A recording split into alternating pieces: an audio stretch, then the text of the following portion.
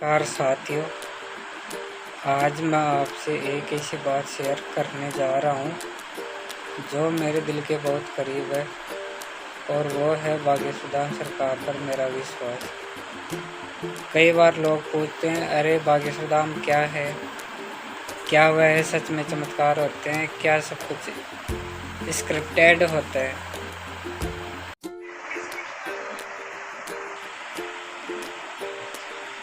और मेरा जवाब हमेशा एक ही होता है, जब तक आप वहाँ जाकर खुद महसूस नहीं करेंगे तब तक आप समझ ही नहीं सकते। मैं कोई धर्मगुरु नहीं हूँ, न ही कोई बड़ा ज्ञानी। मैं तो बस एक ऐसा इंसान हूँ जो जीवन के कठिन मोड़ों से गुजर चुका हूँ, और जब कहीं उम्मीद ही नहीं बची थी तब एक नाम उभरा, भाग्येश्वर धाम सरकार। जब पहली बार भाग्येश्वर धाम के वीडियो देखे तो अंदर कुछ हिला। किसी के नाम, गोत्र, समस्या बिना पूछे बताई जा रही है। कोई रो रहा है, कोई हंस रहा है, किसी को जैसे जीवन की नई दिशा मिल रही है। क्या ये चमत्कार है? शायद हाँ, लेकिन उससे भी ज़्यादा एक आध्यात्मिक जुड़ाव है। भाग्येश्वर धाम कोई जादू नहीं करता, वहाँ जो होता है वह होता है श्रद्धा और शक्ति के मेल से। बालाजी महाराज का नाम जब शुद्ध हृदय से लिया जाए तो जीवन की दिशा बदल जाती है। मैंने खुद महसूस किया है कि जब मैं बहुत परेशान हो और आप सिर्फ एक बार जय बालाजी कहो तो दिल थोड़ा हल्का हो जाता है। आप सोचो, ऐसे समय में जब दुनिया डिप्रेशन, चिंता और दुखों से भरी है, अगर किसी जगह पर लोग जाकर सुकून पाते हैं, शांति पाते हैं, तो वो जगह कितनी पवित्र होगी। भाग्येश्वर धाम के संत श्री धीरेन्द्रकृष्ण शास्त्री जी वो कोई अभिनेता नहीं है, वो किसी शो में नहीं बैठे हैं। वो लोगों के बीच बैठते हैं और लोगों के मन की बात बिना बोले पढ़ लेते हैं। कुछ लोग कहते हैं कि ये सब सेटिंग होती है। मैं उनसे एक ही बात कहना चाहता हूँ, आप खुद एक बार वहाँ जाकर बैठिए, फिर बात करिए। मैं वहाँ गया था और मेरी आँखों ने वो सब देखा जो शायद शब्दों में बयान नहीं किया जा सकता। एक बूढ़ी माँ अपने बेटे के नाम के लिए रो रही थी और सरकार ने उसका नाम, उसके मन की बात और उसका समाधान सब कुछ बिना पूछे बता दिया। एक युवक नौकरी के लिए रो रहा था, एक महिला अपने बच्चे की बीमारी के लिए, और सबको वहाँ जवाब मिला। कभी शब्दों में, कभी सिर्फ हाथ उठाकर। वहाँ सिर्फ बातें नहीं होती, वहाँ ऊर्जा होती है, एक ऐसा अनुभव जो आपकी आत्मा को झकझोर देता है।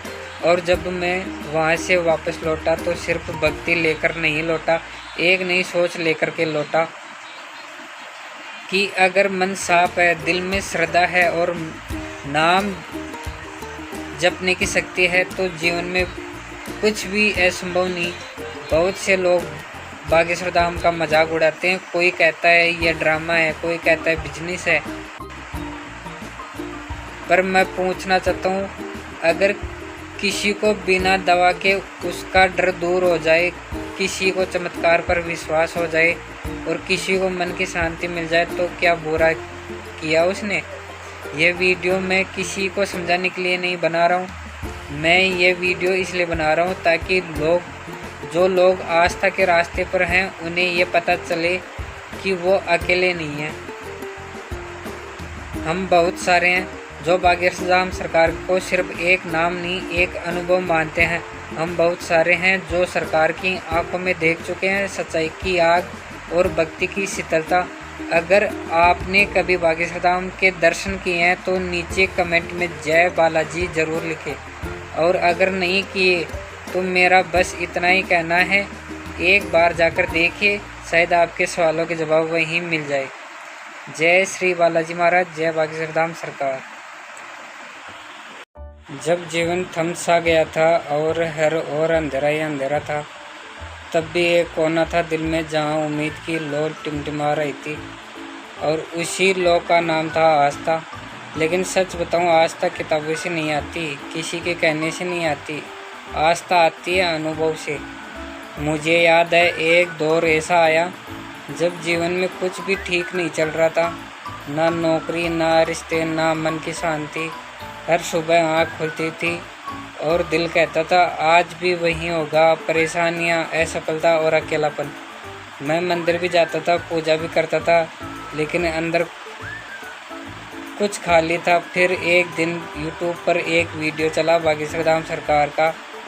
कोई विशेष थंबनेल नहीं था, कोई फ्लैशी म्यूजिक नहीं था, पर जैसे ही वो वीडियो शुरू हुआ मैं स्क्रीन के सामने जम गया। एक एक बात सीधा दिल में उतार रही थी। तुम्हारा नाम फलाना है, पिता का नाम ये है, समस्या ये है, और सामने वाला व्यक्ति फूट फूट कर रोने लगा। मैंने मोबाइल साइड में रखा, आंखें बंद की और खुद से पूछा क्या यह सच हो सकता है। और उसी दिन मैंने तय किया मुझे वहाँ जाना है, देखना है, अनुभव करना है। जब पहली बार बागेश्वर धाम पहुँचा, कोई वीआईपी स्वागत नहीं था, सामान्य भीड़ में बैठा था। मैं सिर्फ एक भक्त की तरह वहाँ, ना कोई चकाचौंध थी, ना कोई कमर्शियल फ्लैशी थी, बस था तो भक्ति का सागर। वहाँ हवा भी अलग लगती थी, जैसे हर सांस में जय बालाजी बसी हो। और जब सरकार मंच पर आए तो मेरे मन की बेचैनी जैसे एकदम शांत हो गई। कोई मुझे जानता नहीं था, वहाँ पर बैठकर भी मैं अपने भीतर की आवाज़ सुन पा रहा था। शब्दों से नहीं, ऊर्जा से अनुभव होता है। वहाँ बोलने की ज़रूरत ही नहीं रहती, दिल खुद कहता है अब सब ठीक हो जाएगा। और वहाँ से लौटते वक्त मेरे पास कुछ भी नहीं था, सिवाय एक नई सोच के कि अब डरना नहीं, अब टूटना नहीं, अब सिर्फ श्रद्धा रखनी है। क्योंकि अगर सरकार सुनते हैं तो बालाजी के साथ हैं। अगर आप कभी टूटते हो, अकेले महसूस करते हो, तो एक बार सरकार के दरबार में ज़रूर जाइए। सिर्फ वहाँ से समाधान नहीं मिलेगा, आपको खुद की कई बार जीवन में ऐसा मोड़ आता है जब हम बोल नहीं पाते और मन में सोचते हैं काश कोई बिना कहे समझ जाए। बागेश्वर धाम सरकार में मेरे साथ यही हुआ। मैं कतार में था, बहुत से लोग के बीच, ना कोई पहचान, ना कोई नंबर, बस एक उम्मीद कि सरकार मेरी आंखों में देख ले और शायद मेरी बात बिना कहे जान ले। वहाँ हजारों लोग थे, हर कोई अपने जीवन की सबसे बड़ी तकलीफ लेकर के आता था, लेकिन मैं चुप था क्योंकि मुझे आदत नहीं थी बोलने की और शायद हिम्मत भी नहीं थी। पर जैसे ही सरकार ने मंच पर देखा, उनकी नज़र मेरे और पड़ी। उन्होंने किसी का नाम नहीं लिया और मुझे लगा वो मैं ही हूँ। तुम यहाँ पहली बार आए हो और कुछ बोल नहीं पा रहे हो, मन में बहुत कुछ है लेकिन शब्द नहीं निकल रहे। मैं सन रह गया, मेरे आंखों में आंसू गिरने लगे क्योंकि बात मैंने किसी से नहीं कही थी, वो बात सरकार ने मंच से कह दी। तुम सोचते हो तुम्हें कोई समझ नहीं सकता, पर तुम अकेले नहीं हो, बालाजी सब कुछ सुन रहे हैं। उस पल मुझे एहसास हुआ कि बागेश्वर धाम सरकार सिर्फ दर्शन नहीं होते, वहाँ आत्मा का इलाज होता है। मेरे पास कोई सवाल नहीं था, बस एक भारी मन था और सरकार ने उस मन का बोझ बिना कहे ही उतार दिया। उस दिन मैंने ये सीखा कि शब्दों से नहीं, श्रद्धा से जुड़ा होता है। जब मैं वहाँ से लौटा तो मुझे कोई जवाब कागज़ पर नहीं मिला, कोई दवा, कोई रिपोर्ट नहीं मिली, लेकिन जो मिला वो एक अदृश्य शक्ति का भरोसा था। अब जब भी जीवन में डर लगता है तो मैं सरकार के सामने बैठा हुआ वो दिन याद करता हूँ और कहता हूँ बोलो बालाजी सरकार की जय। अगर आपके मन में भी कुछ ऐसा है जो आप किसी से कह नहीं पा रहे हैं तो एक बार सरकार के दरबार में ज़रूर जाइए, हो सकता है वहाँ आपकी बात बिना कहे ही सुन ली जाए। जय श्री बालाजी, जय बागेश्वर धाम सरकार की। दोस्तों, कई लोग सोचते हैं कि एक मंदिर जाकर क्या बदल जाएगा, लेकिन मैं कहता हूँ अगर आप बागेश्वर धाम सरकार लौटे और कुछ ना बदला तो आप वहाँ गए ही नहीं। मैं जब सरकार के दरबार से लौटा तो मेरे हाथ में कोई प्रसाद नहीं था, कोई चमकती चीज़ नहीं थी, लेकिन मन में एक रोशनी थी जिसे मैं आज तक बुझने नहीं दिया। पहले मैं बहुत डरपोक था, हर फैसले से पहले 100 बार सोचता था लोग क्या कहेंगे, यही सब बड़ा डर था। लेकिन अब मैं बोलता हूँ कि बालाजी साथ है। डर कैसा? बागेश्वर धाम सरकार के लौटने के बाद मेरी सोच बदल गई, रिश्ते सुधरे और सबसे ज़रूरी मैं खुद से जुड़ गया। पहले सुबह उठना भारी लगता था, अब सुबह उठकर पहला शब्द होता है जय बालाजी। जीवन की चुनौतियाँ तो अब भी हैं, लेकिन अब मैं रोता नहीं, मैं झुकता नहीं, मैं नाम जपता हूँ और रास्ता अपने आप खुलने लगता है। दोस्तों, लोग पूछते हैं तुम इतना शांत कैसे हो गए, अब तुम्हें गुस्सा क्यों नहीं आता, अब तुम इतने पॉजिटिव कैसे सोचते हो। मैं हंसकर कहता हूँ सरकार के दरबार से लौटा हूँ, अब मुझ में उनकी ऊर्जा है। अब मेरे लिए पूजा सिर्फ पूजा नहीं रही, अब हर श्वास, हर सोच, हर कर्म एक साधना बन चुका है। दोस्तों, मुझे याद है पहले मैं बहुत असहाय महसूस करता था, कोई मेरी बात सुनता नहीं था, लेकिन अब मैं खुद को सुनता हूँ और जब मन टूटता है तो बस आंखें बंद करके कहता हूँ कि बागेश्वर धाम सरकार बस एक नज़र।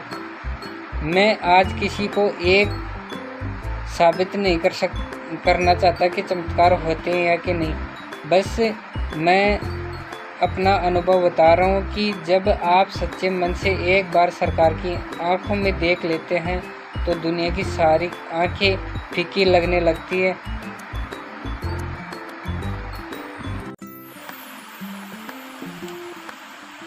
दोस्तों, जब आप किसी सच्चे रास्ते पर चलते हैं तो सबसे पहले सवाल लोग करते हैं और जवाब समय देता है। बागेश्वर धाम सरकार में मेरी आस्था पक्की हो चुकी थी, लेकिन उसके बाद जो सबसे बड़ा इतिहास आया वो था लोगों की बातें। किसी ने कहा तुम पागल हो गया है, ये सब दिखावा है, ये बाबा लोग सब लोगों को बेवकूफ़ बनाते हैं। शुरू में चुप रहा, फिर अंदर टूटा, फिर सवाल किया क्या मैं वाकई गलत रहा हूँ। पर फिर मैंने खुद से पूछा, जब टूटता है मैं टूटता था तब कोई साथ था, जब मैं रो रहा था तब किसने बिना कहे मेरी बात समझी। सरकार थे तब मैंने एक बात सीधी, दुनिया चमत्कारों को नहीं बस तर्कों को मानती है, लेकिन आस्था तर्क नहीं अनुभव से जन्म लेती है।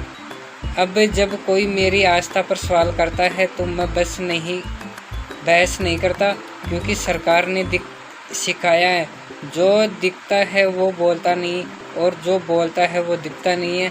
आपको भी कोई बोलेगा या सच में वहाँ चमत्कार होते हैं, क्या वो बाबा सच में लोगों का भला करते हैं, तो बस मुस्कुरा कर कहिए तुम एक बार जाकर देख लो फिर बात करना। आज मैं डगमगाता नहीं, क्योंकि मेरी आस्था किसी चमत्कार पर नहीं, एक एहसास पर टिकी है, और वह एहसास हर दिन मेरी हिम्मत बनकर साथ चलता है। लोगों की बातें सिर्फ तब तक चुभती है जब तक आपकी आत्मा शांत नहीं होती। एक बार सरकार के दरबार से लौटा दिल फिर किसी की बातों से नहीं हिलता।